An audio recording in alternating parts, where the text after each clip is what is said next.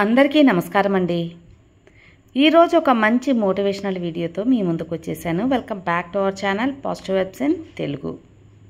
ప్రతిసారి మాట పడుతూ ఉంటే జరిగేది ఇదే. అది ఏంటో చూద్దాం. జన్మంతా పిల్లల్లో ఎటువంటి గుణాలు ఉంటాయో కానీ దోషాలు కానీ ఉండవు. తల్లిదండ్రుల ప్రవర్తన, ఆలోచనలు, నిత్యం మాట్లాడే మాటలు పిల్లల యొక్క సంస్కారాన్ని తీర్చిదిద్దుతాయి. అడవికి రాజైన సింహం అవసరానికి తలవంచక తప్పదు. ఇప్పటి వరకు నేనే భగవంతుణ్ణి చూడలేదు అని ఎప్పుడు కూడా చెప్పకండి. కష్టకాలంలో మనకి సాయం చేసే ప్రతి ఒక్కరు కూడా భగవంతుడితో సమానమే. నా దృష్టిలో శత్రువు కూడా ఒక గురువు లెక్క. ఎందుకో తెలుసా? మనం చేసే చెడులకు నిక్కచ్చిగా చెప్పేది వారొక్కరే కాబట్టి. చీకట్లోనే చుక్కల యొక్క అందం కనిపిస్తుంది. అలాగే కష్టాలలోనే జీవితం యొక్క విలువ తెలుస్తుంది. మనిషి ఇతరులతో చేసే యుద్ధం కన్నా మన మనసుతో మనం చేసే ఘర్షణ చాలా పెద్దది కాదంటారా? ప్రతిసారి మాట పడవద్దు. ఒక్కొక్కసారి తిరగబడు, లేదంటే నీకు విలువ లేకుండా పోతుంది. వాళ్ళ నోళ్ళు ఆగనే ఆగవు. కోల్పోయినవి పొందలేవో కానీ పొందాల్సినవి మాత్రం కోల్పోవద్దు. కాబట్టి ఈ విషయాన్ని గుర్తుంచుకోండి. కొన్నిసార్లు నమ్మకం ఎంత బలంగా ఉంటుందంటే పూర్తిగా మోసపోతున్నాము అని తెలుసుకోలేనంత బలహీనంగా ఉంటుంది. మనసులో మాలిన్యం ఉన్నప్పుడు శరీరాన్ని ఎంత శుభ్రం చేసుకుంటే ఏం లాభం? చేపలు రాత్రింబవళ్ళు నీళ్ళల్లోనే ఉన్నా వాటి వాసన పోదు కదా. కాబట్టి దుష్టులతో సావాసం అంతే చెడ్డ వాసన ఇస్తుంది. కాబట్టి ఎప్పుడు మంచివారితో స్నేహం ఉత్తమం. సోమరిపోతుకు వర్తమానం లేదు, అలాగే భవిష్యత్తు కూడా ఉండదు. కళ్ళు లేని వ్యక్తికి అద్దం ఎంత ఉపయోగపడదో మూర్ఖుడికి పుస్తకం కూడా అంతే ఉపయోగపడదు. నక్షత్రాలు ఎన్ని ఉన్నా సరే చీకటిని బెదరగొట్టేది మాత్రం చంద్రుడు మాత్రమే. విజయం అనేది అదృష్టానికి సంబంధించింది కాదు, బాగా ఆలోచించి చేసే చర్య యొక్క ప్రతిఫలం. నీతో ఉండడానికి ఒక దుర్మార్గుడు, అలాగే ఒక పాము. వీళ్ళిద్దరి మధ్య ఎవరిని ఎంచుకోవాల్సి వస్తే పామునే ఎంచుకో.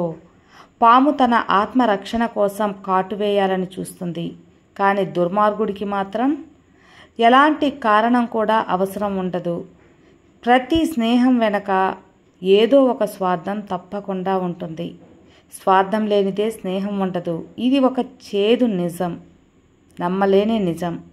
సమతుల్యమైన మనసుతో, సమానమైన కాఠిన్యంతో, సంతృప్తిమైన సమానమైన ఆనందం లేదు.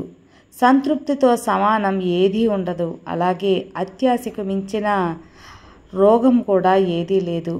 దయకు మించిన ధర్మం కూడా ఉండదు.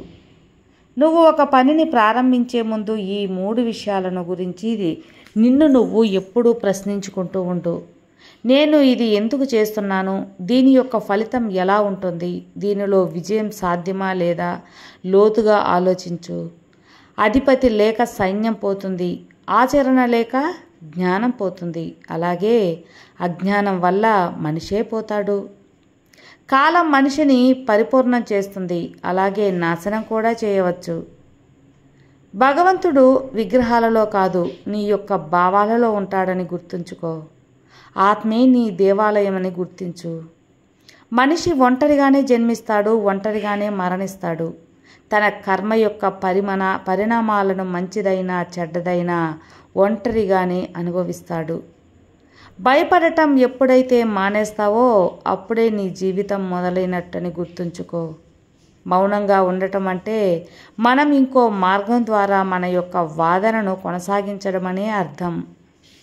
నీలో నువ్వు ప్రశాంతతను కలిగి ఉండకపోతే మరెక్కడ కూడా దాన్ని పొందలేవు. అన్యాయమే చట్టమైనప్పుడు ఎదిరించడమే నీ బాధ్యత కావాలి. న్యాయం గెలుస్తుందన్న మాట నిజమే, కానీ గెలిచేదంతా న్యాయం కాదు. 100 మంది చేయలేని పని ఒక హేళన చేస్తుంది. ఈ జన్మను సద్వినియోగం చేసుకోకుండా లేని జన్మ గురించి బాధపడుతూ ఆలోచించడం అజ్ఞానం. నువ్వు రోజు అబద్ధమాడితే అది నిన్ను రేపు కూడా అబద్ధం ఆడాల్సిన పరిస్థితికి దిగజారుస్తుంది. ఏదైనా కూడా తనంతట తానుగా నీ దరిచేరదు. ప్రయత్నపూర్వకంగా సాధిస్తే మాత్రమే విజయం నీ సొంతమవుతుంది. ఏ ఆదర్శము లేని వ్యక్తి తెడ్డు లేని పడవలాంటివాడు. దృఢ సంకల్పంతో ఉన్నవారికి ఎవ్వరూ పాడు చేయలేరు. ఆశావాది ఆపదలోనూ అవకాశాన్ని వెతుక్కుంటాడు. స్వేచ్ఛ అనేది ఎంత విలువైనది. దాన్ని మితంగా లెక్క ప్రకారం అవసరమైనంత మేరకే వాడుకోవాలి. తప్పుదారి పట్టిన మనసు కంటే పెద్ద శత్రువు మరొకటి ఉండదు. మంచి దేశాన్ని నిర్మించాలంటే ముందు మంచి పౌరుల్ని తయారు చేయాలి. మితిమీరిన ఆశకు పోయేవారే ఎక్కువ మోసాలకు గురవుతూ ఉంటారు. నువ్వు ధైర్యంగా ఒక్క అడుగు ముందుకు వేస్తే చాలు, విజయం ప్రతి అడుగు ముందుకు వస్తుంది. ప్రపంచంలో ఏ మార్పు అయితే నువ్వు కోరుకుంటావో దానికి నువ్వే నాంది పలకాలని గుర్తుంచుకో. విజ్ఞానం అనేది చెప్పే సమాధానంలోనే కాదు, అడిగే ప్రశ్నలో కూడా ఉంటుంది. వినడంలో మనిషి తొందరపడాలి, మాట్లాడడంలో కాదు. మొదటి విజయం తర్వాత ఎప్పుడు కూడా విశ్రాంతి తీసుకోకూడదు. ఎందుకంటే మీరు రెండోసారి తప్పకుండా ఓడిపోతారు కాబట్టి. ఆరోగ్యవంతమైన శరీరంలో ఆరోగ్యవంతమైన మనసు ఉంటుంది. ఎవరైనా మనసుకు ఇచ్చేది తాత్కాలికంగా, కృషితో మనం సంపాదించుకునేది శాశ్వతంగా. ఈ విషయం గుర్తుంచుకోవాలి. ఉన్న స్థితి నుండి ఉన్నత స్థితికి ఎదగడమే వివేకం. ఓర్పు లేని మనిషి నూనె లేని దీపం లాంటివాడు. చరిత్రలో చదవడమే కాదు, సృష్టించాలి కూడా. ప్రవర్తన అనేది తెల్లటికి కాగితం లాంటిది. ఒక్కసారి దాని మీద మరక పడితే మళ్ళీ తెలుపు రావడం చాలా కష్టం. ఓర్పు అనేది చేదుగానే ఉంటుంది, కానీ దాని ప్రతిఫలం మాత్రం చాలా మధురంగా ఉంటుంది. కోపం అనేది తెలివి తక్కువతనంతో ప్రారంభమై పశ్చాత్తాపంతో అంతమవుతుంది. కానీ తప్పు చేసిన ప్రతివాడు పశ్చాత్తాపడాలి. పశ్చాత్తాపం లేని ఒక మార్పు వ్యర్థం. విన్నారు కదా అండి? ఈ మంచి సూక్తుల్లో ఏ సూక్తి నచ్చిందో తెలియచేయండి.